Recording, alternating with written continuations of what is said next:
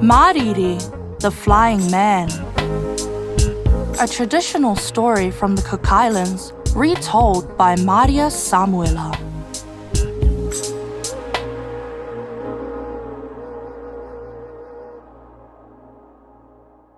Long, long ago, there lived a great explorer whose name was Mariri. He was brave and clever and good at making things.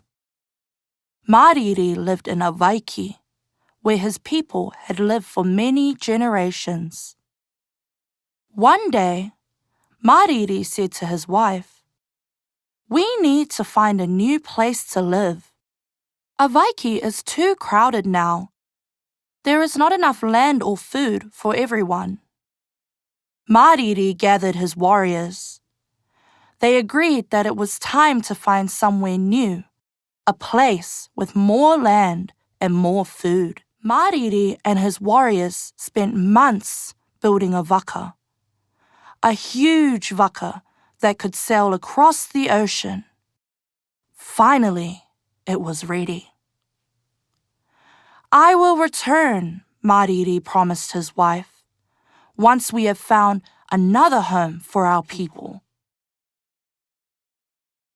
For many months, Mariri and his warriors sailed the ocean and, at last, they came to an island in the middle of the sea.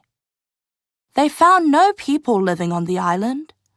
Instead, it was alive with white-tailed rākua birds and puti-puti, flying insects. Mariri named the island Enua Manu, which means Island of Birds and Creatures. Enua Manu was a fine place to live.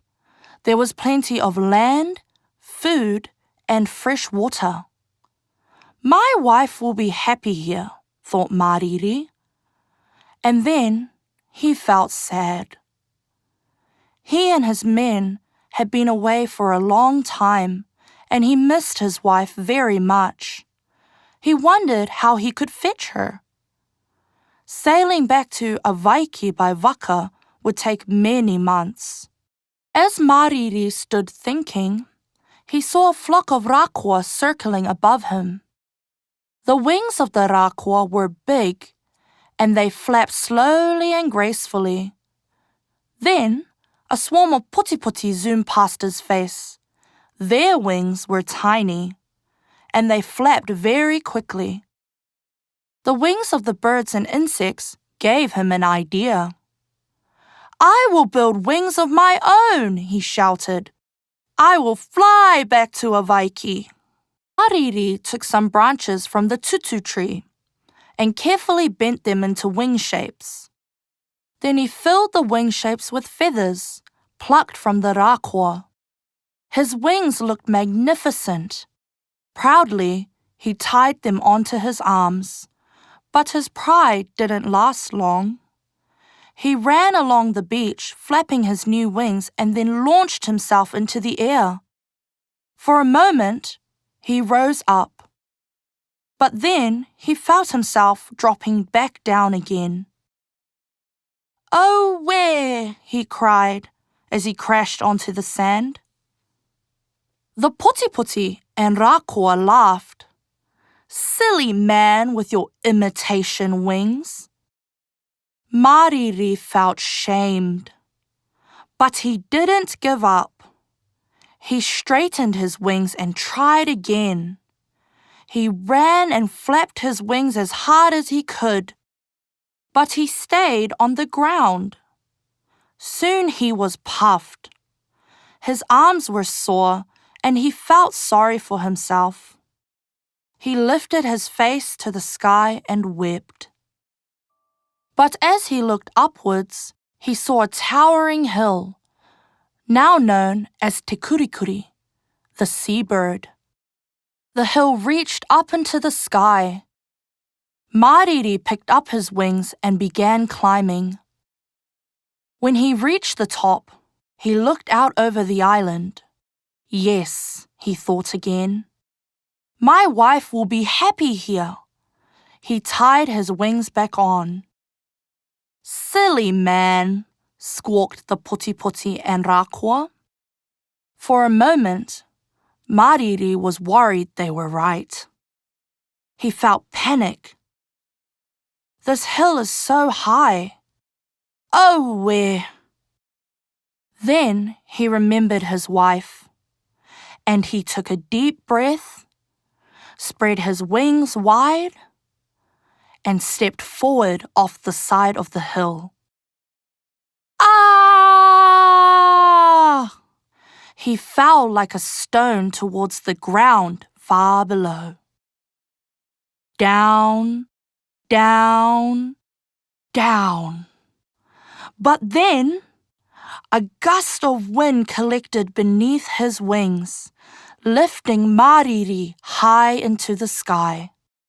He flapped his Rākua wings and soared through the air. "I'm flying!" he cried. He circled the island once and then turned towards Avaiki. For part of his flight, the Putipoti and Rākua flew along beside him, no longer laughing at his imitation wings.